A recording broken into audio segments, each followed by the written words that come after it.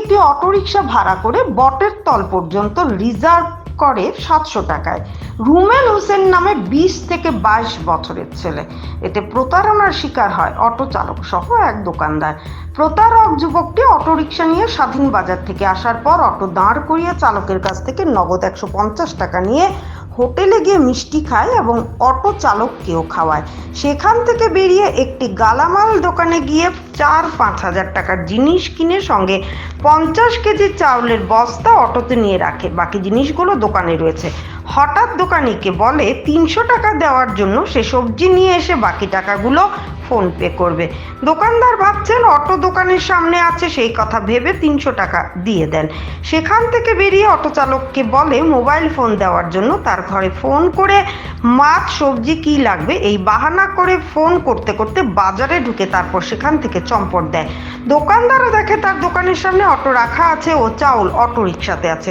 অনেকক্ষণ অপেক্ষা করার পর অটো চালক বুঝে যায় সে প্রতারকের জালে পড়ে গেছে। কোনো উপায় না পেয়ে অটো রিকশা চাউলের বস্তা নিচে রেখে সেখান থেকে চলে যাওয়ার চেষ্টা করলে দোকানদার অটো সহ চালককে আটকে রেখে 300 টাকার কথা বলেন। তখন অটো চালক বলে ফুলের তল থেকে রিজার্ভ 700 টাকায় নিয়ে আসছে, স্বাধীন বাজার এসে নগদ 150 নেয়, একসঙ্গে দিবে বলে এবং মোবাইল ফোন নিয়ে যায়। দোকানি অটো চালকের কথা শুনে বুঝতে পারছেন ওনার সমস্যা থেকে অটো চালকের সমস্যা আরও জটিল। বুঝতে পেরে অটো সহ চালককে ছেড়ে দেন।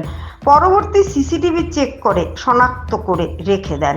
কিছুদিন যাওয়ার পর আজ বাজারে এসে সেই যুবককে ঘোরাঘুরি করতে দেখে দোকানদার তাকে ধরে বাজার কমিটির হাতে সমঝে দেন। বাজার কমিটি পুলিশকে ডেকে প্রতারক রুমেল হোসেনকে সমঝে দেন এবং মোবাইল ফোনটিও উদ্ধার হয় তার কাছ থেকে।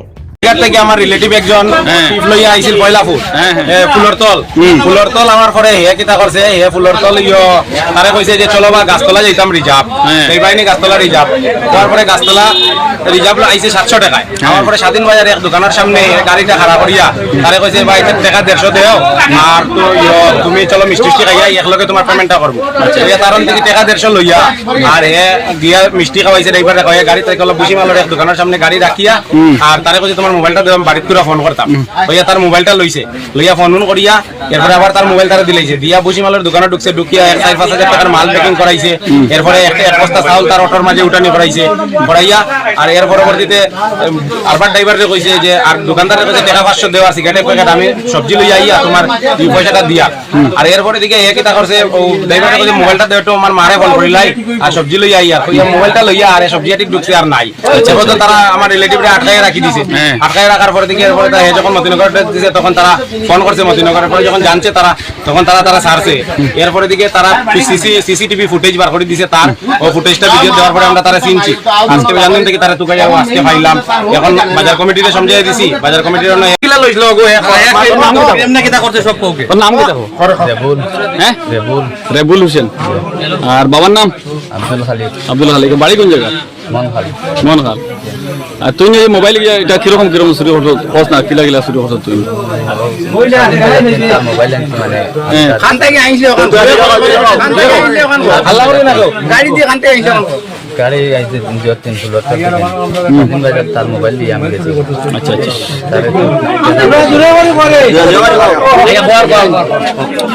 আচ্ছা ঠিক আছে আমি নিয়া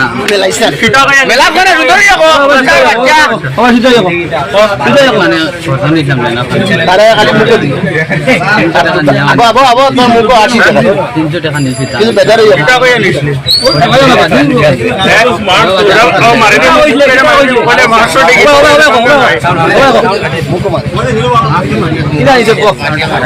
টাকা নিয়েছি মানে তার